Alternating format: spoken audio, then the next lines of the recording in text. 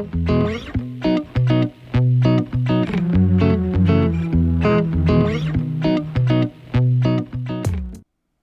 day 11 of Sober October for Macmillan Cancer Support.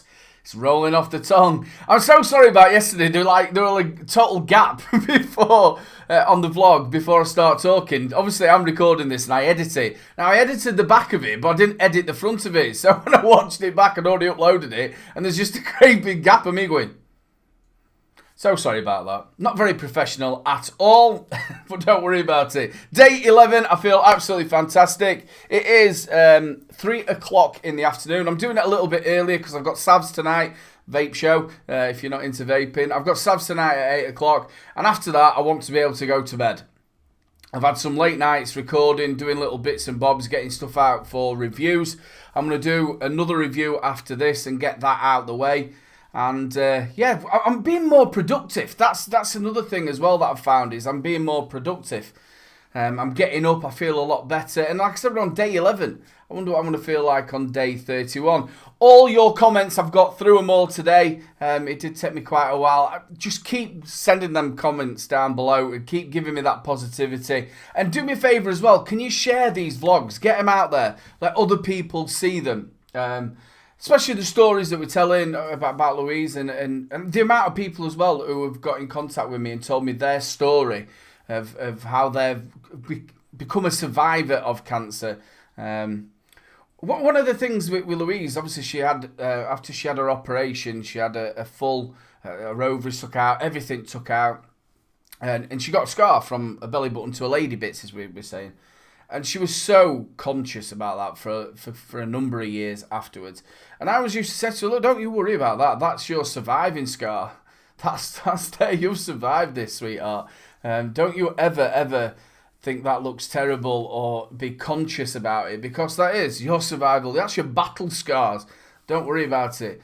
I think as she's got a little bit older, I think she's come to sort of more terms of it, because she was only 28 when this happened, and which is no age. I got it wrong. I was actually 36 when she had cancer, because there's 8 years difference between us. So yeah, eat your battle scars, and don't be scared or embarrassed to show them. Now, one of the things I wanted to talk about was after she had everything taken away, obviously we can't have any more children or anything like that, it actually brings on the onset of menopause. 28 and going through menopause.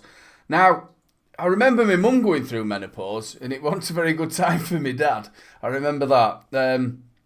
I always thought hot sweats were just like sort of like fantasy, but they're not. I have learnt that they are not fantasy.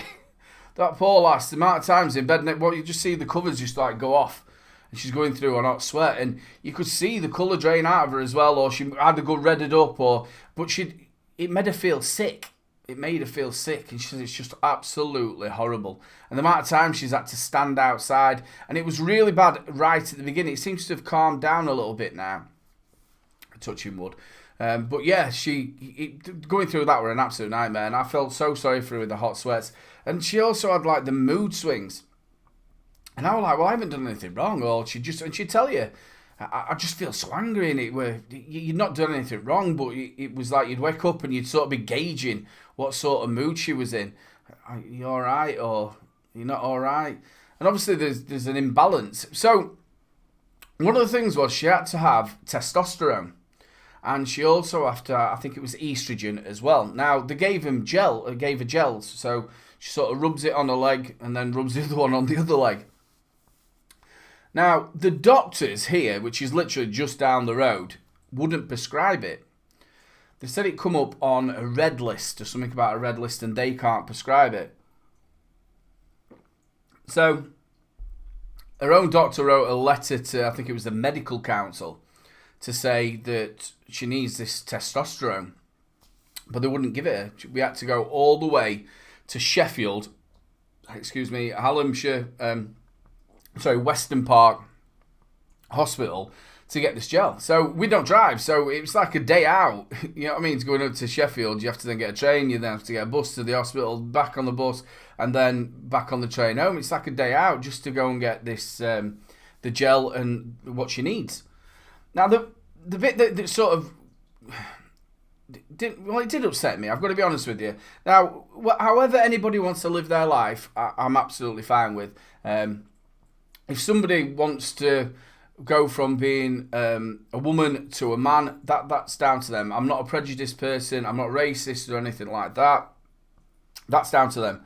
But the fact that sort of really upset me and Louise was that the doctor was able to give it to somebody who wanted to change from being a woman into a man, but they wasn't able to give it to somebody who needed it because they'd had treatment for cancer.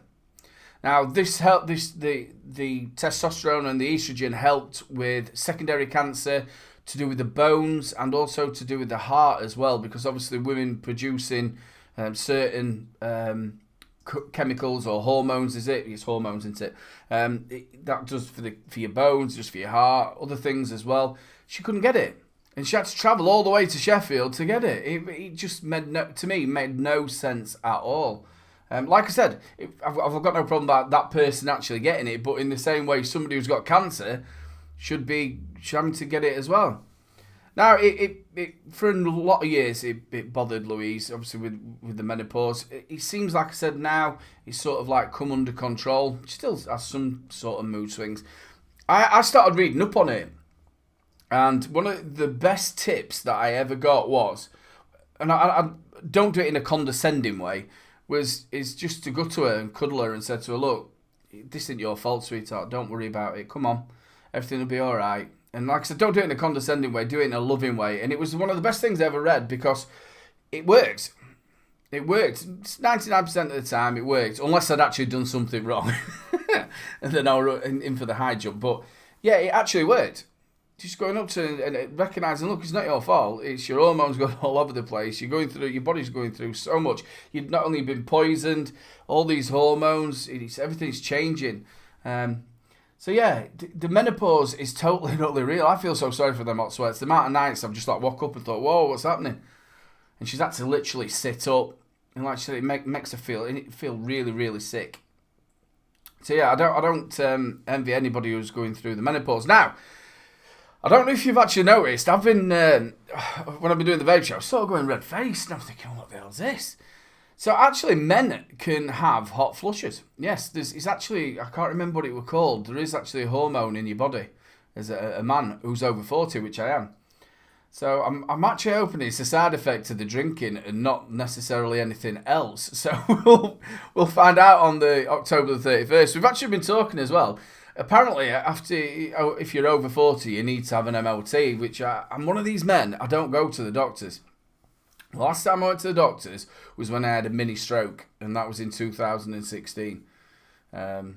We got that all under control, and that was the last time I went. I'm not a doctor's person. I'm one of these I'll get over. I don't take tablets, and I try and since another thing as well, since I started vaping, I don't get colds as much as I did before. In fact, I don't think I've had a cold for over a year. And if I do, I get a few bits of sniffles and then it's gone.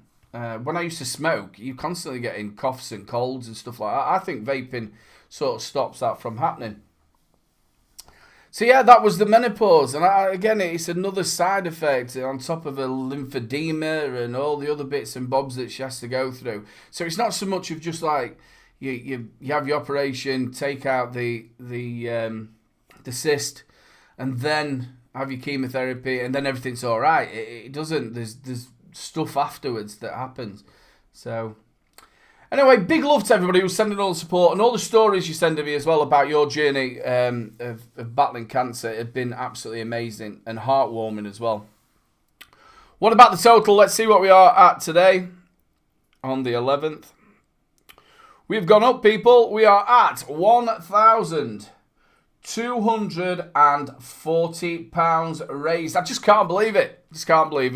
We're 1,040 over. Now, remember, Gary Kenny is putting another £50 in. So's Vapeheads. Big shout out to Vapeheads as well. They've been putting it out on their site as well. So we know that we've already raised £1,340 because, I'm going to do this. I'm on that road, people. I'm on that road. And I'm feeling good. We're nearly halfway through. Day 11, we're nearly halfway through. So we've got another 5 days and we're halfway through. Or, well, it's an odd number, isn't it? 31. So we can say 14 days, can't we? So 3 days and a bit, and we're halfway there. Yeah. Now, I did say yesterday, somebody did say in the chat after we did the show about me doing December as well. I don't think I'm going to do that. I'm looking forward to that 1st of November of where I can celebrate that I've done it. I want to have a beer and look back at the month and rewatch these as well. Rewatch them and reread the comments and stuff like that, and be able to sit there with a beer. And that's what I want to do. I don't think I'm going to go all the way through to December. So, big love, people. It is Sunday. I hope you have a great week. Look after yourselves. And I will see you on Monday for Day 12's vlog. Big love to everybody. Thank you so much for your support. And again, I've got back to all your comments. If I don't get back to you straight away, please don't think I'm ignoring you. Them comments mean so much to me. You're keeping me going. Big love to all of you that are sending the comments. So, have a great week. Keep positive. And I'll see you tomorrow for tomorrow's vlog. Good nighter. Or no, good afternooner.